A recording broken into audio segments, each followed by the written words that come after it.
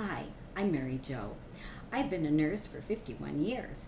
I have lost over 100 pounds as a postmenopausal woman and reversed chronic disease in my life. And today I wondered if you would be interested in a topic regarding a chemical the body freely manufactures, at least the healthy body does, that is called nitric oxide. Now, nitric oxide can be confused with two other chemical formulations. Have you ever heard of nitrous oxide? Yes, laughing gas from the dentist's office. Also considered a general anesthetic for surgery. Its formula is N2O, 2 nitrogen, stereoxygen. Now, nitric oxide is just NO, and what it does to provide health and security to your life is absolutely amazing. Now, there's also nitric oxide versus nitrosamines. We'll talk about that in just a little bit. Anyway, nitric oxide is a fabulous chemical that was defined, identified, formulated, discovered, if you will, in 1998, not all that long ago. One of the places it was found to exist or created through was the arteries of the body, including the heart. The endothelium of the cardiovascular system is capable of making nitric oxide. And that is because within the endometrium resides nitric oxide synthase. Now, when you hear that ACE at the end of a word, what it's telling you is this is an enzyme, and this enzyme, in the presence of arginine and oxygen, creates nitric oxide. That probably sounds really bizarre, but that's what's going to happen. L-arginine is a amino acid freely found in the body. It's non-essential amino acid, but it's also found in most food products that people consume. However, we really can grab quite a bit of it from cells when they break down. The proteins will be broken down into amino acids, and amino acids are reshuffled and utilized however the body requires. So we literally live with a reserve of amino acids to reformulate proteins as necessary. I find that to be quite interesting. So there you go. Nitrous oxide synthase in the vasculature is responsible for freely creating nitric oxide. Now, nitric oxide is the most interesting, if you will, chemical. It literally is created and is a gas. Yes, it's gaseous. So you can probably tell it is there, it is gone. It's there, it's gone. What the heck is it doing? When it's there, it signals molecular equations to occur in a way that creates health in this lovely body that you have. Yes, all it does is a signaling, and it disappears, but the signaling produces the most fabulous impact. Let's look at it through terms of healthy cardiac function. Nitric oxide stimulates a series of chemical reactions that, number one, allow vasodilatation of blood vessels, accommodating blood flow, and allowing that blood flow to go everywhere in the body and encouraging oxygenation. Now, that means it creates what I like to call elastic blood vessels, which is, by the way, quite healthy.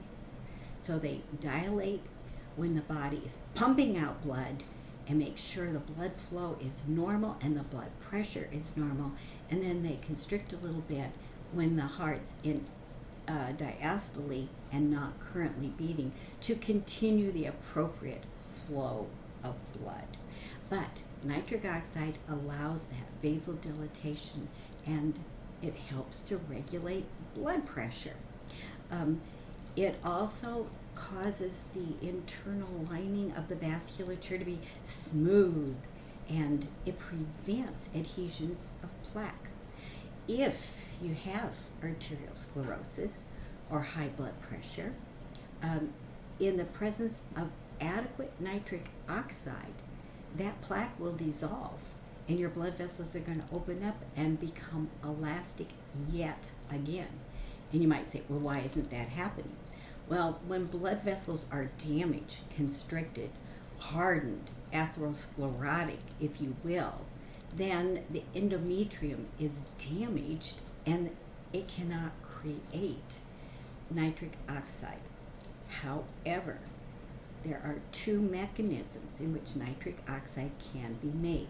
One is in these different areas of the body where NOS exists, then it's kind of an automatic action. By the way, nitric oxide doesn't just exist or work for the vascular. You can find it in the immune system to inspire immune cells to work very appropriately but not excessively aggressively. It's important. It can seemingly help diminish asthma. It has an impact on muscles. It encourages athletic performance. It encourages muscles to contract more vigorously. It provides performance, excellence in performance.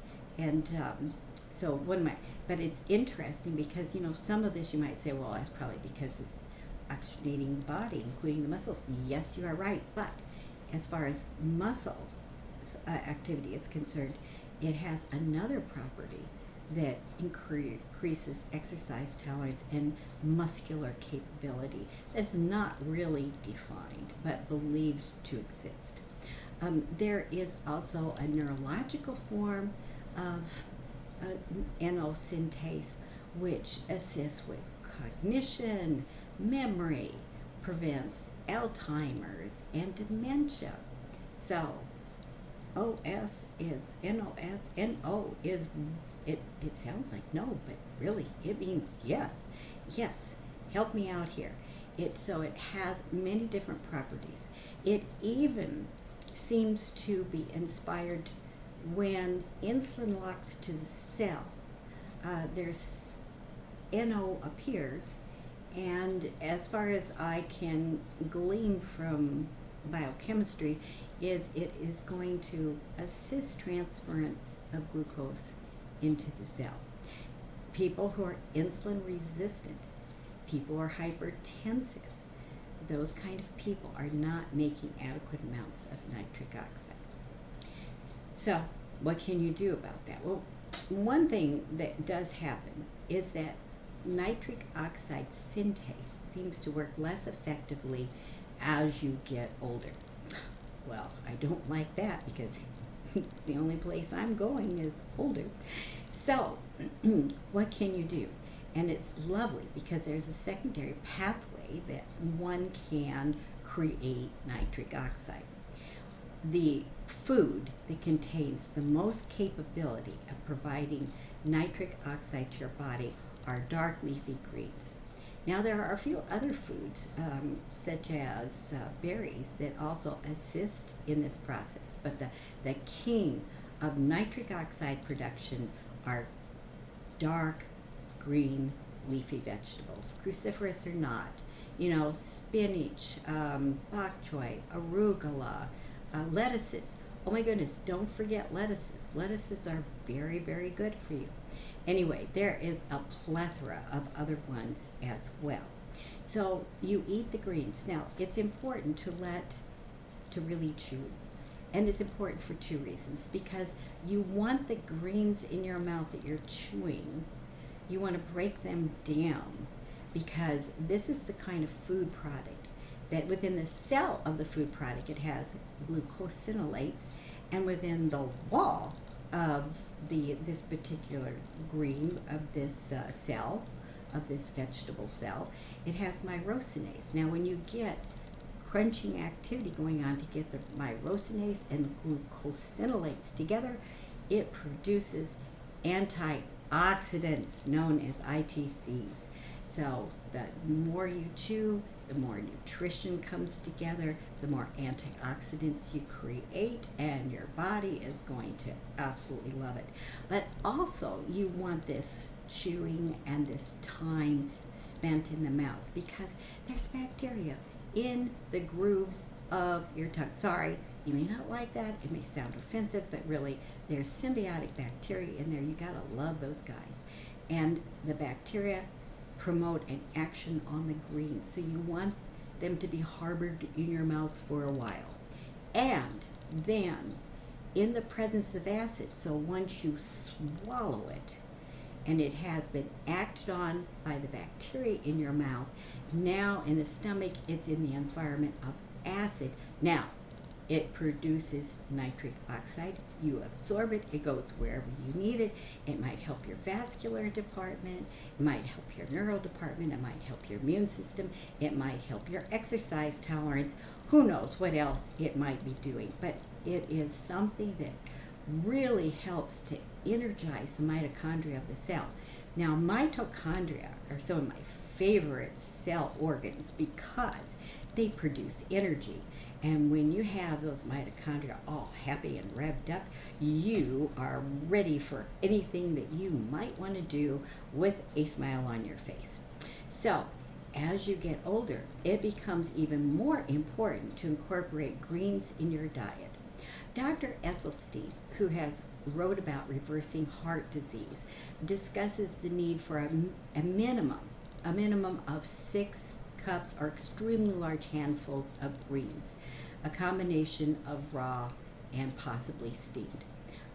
He also suggests that you put some form of balsamic or rice vinegar on your greens, raw or steamed, because that combination seems to encourage this production of nitric oxide. So it's a very good combination. By the way, I have some flavored balsamic vinegars I love to put on my salads, or if I steam greens in the evening, I love to put them on my greens, and I think it just makes it taste awesome. There are other plant-based doctors out there as well. Dr. Furman suggests a giant salad full of lettuces and some cruciferous vegetables, as well as other vegetables. And then there is, he suggests at least a double portion of steamed greens in the evening. And I once said to him, you know, especially during the summer, I could eat 2-3 large salads a day if I'm hungry enough, you know, that would be wonderful. Why do you say a double portion of steamed greens at some point in time? And he said he was concerned because of all the chewing involved. Well, he didn't really put it that way. I put it that way. But he was concerned because when you steam it, then you, instead of eating this quantity, you've got this quantity, this volume in front of you. And he said he's concerned people will get enough nutrition off of the raw vegetables alone. But he always says, do not belittle the raw vegetables. They are the most highly nutritional foods available to us. So just really enjoy them. Anyway, when you think about this secondary pathway to make nitric oxide, then you can see perhaps a few problems that could result. For example, certain things could cause the symbiotic bacteria in your mouth to die out. And without that bacteria, you're not going to create the nitric oxide. So, what could do that? Aseptic mouthwash. It is not a good idea. You don't have to have a sterile mouth to live in life. I mean, the more I have learned about life and living, you find that we are healthier if we let our children play in the dirt, and our gardens are better if we ensure that we have a healthy soil that has a significant bacterial count to it. We have symbiotic bacteria in our GI tract, throughout our GI tract, and without that, we would not survive very long. And when we lose symbiotic bacteria, then we have the opportunity for pathogens that really do make us sick to overgrow. They might overgrow because, well, for example, I have read that H. pylori, which can cause ulcers of the GI tract. That means you've got dyssymbiosis going on and too much H. pylori. Why? Because the good guys have died for some reason, and the H. pylori is growing overgrowth. But if you have the symbiotic bacteria there, maybe you just have a little bit of H. pylori, it can actually diminish appetite. So who would know? Sometimes the amount of bacteria in the GI gut is very important in order to sustain the best health. So fluoride. Fluoride is another thing that will kill the bacteria in your mouth. It's kind of like an anesthetic as well. So you would like to drink water that's filtered so that the fluoride no longer exists in it when you are drinking it. I can't help that dentists are crazy about fluoride because it has a very negative impact. Now, that's not to say you shouldn't have good oral health. You should have good oral health. But do you have to use disinfectant mouthwashes and fluoride toothpaste and drink fluorinated water? No. Those are the things you want to eliminate when and as you can. And then if you're concerned, oh, well, I've been doing this for years, and I'm not feeling great, how do I get my bacteria back? Just eat the greens. Eat the greens, eat the greens, love the greens, eat the greens, eat the greens. And then a more symbiotic picture will develop. Now, the other part of that, but before I go to the other part of that, antibiotics are another problem. Sometimes you need to take one, and sometimes you don't. And if you can empower your immune system, you'll be surprised how little anyone needs an antibiotic in their world. But should you take one, then you just need to inspire a symbiotic bacterial growth again with eating, once again, lots of very healthy food, including your greens. But so you want to avoid antibiotics. Now, the other part of that is you need, when you swallow the food that's been worked on by the bacteria, you need it to be in an acidic environment to create the nitrous oxide. So, if you're using antacids all the time and you have an alkaline stomach, you're not going to create nitric oxide. And as you get older, your ability of your blood vessels to create it is going to go downhill. So that is a problem. Probably one of the biggest problems is proton pump inhibitors. Proton pump inhibitors were meant to be used for no longer than 2 weeks. But I know many patients, including my poor mother, who was on a proton pump inhibitor daily for years and years. Well, she couldn't make nitric oxide. Guess what? She was hypertensive. She was insulin resistant. Well, that only makes sense, doesn't it, in this scenario? Also, the acid in the stomach is important to absorption of minerals. So she couldn't absorb iron, was severely anemic. She couldn't absorb calcium. Even if she took calcium pills, it wasn't doing her any good. She had severe osteoporosis. And of course, she didn't like eating greens to begin with, so it was kind of a negative downward trend for her. I just hate to see anybody so sick and so in pain as they journey through to the end of their life. Anyway, so there's 2 ways to make nitric oxide. One is your body's built-in system, particularly in the arterial system and inside the heart, of the endometrium of all your blood vessels. And though that will decrease as time goes on, you have the capability of creating nitric oxide by eating greens and having wonderful bacteria and having an acidic stomach. I think you get it. So nitric oxide is invaluable. I'm not sure if I identified all of its functions. It allows elasticity of blood vessels, easy flow of blood, encouraging oxygenation to every cell of your body. It prevents plaque adhesion, and in the event that you have already developed plaque, it will eventually try to get rid of it. In fact, eventually it will get rid of it. If you stay on a very healthy diet for a prolonged period of time, it will go away. That's awesome. It also prevents the blood vessels flowing through your bloodstream from becoming sticky and adhering to each other, which can produce a cascade of clotting that can immobilize parts of your bloodstream, that can produce something mild, a mild ischemia, or a very serious problem like a heart attack or stroke. So nitrous oxide prevents molecules from our blood platelets and white blood cells from adhering to each other and starting a cascade of coagulation when you don't need it. So it's wonderful, isn't it? Absolutely wonderful. This chemical exists in many parts of your body, inspires your respiratory system, your immune system, your muscle competence, and your neurological capability. So here's to nitric oxide. Wow, I should have brought some of my collards over here, or spinach, or I have the most beautiful bouquet of Swiss chard, and started eating it in front of you. Well, that might have been a bit much, and it does make my teeth look kind of like green. Anyway, here's to great health, and I hope there is something in this particular conversation that you really enjoyed that will help you in your world.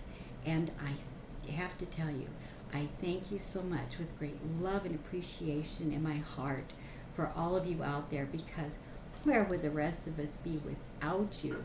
We would truly be in trouble. So thank you, thank you, thank you. Take good care of you, because that's how important you are to this world. And I guess that's it. Goodbye from Nurse Mary Jo. Have a wonderful day. See you soon. Bye-bye.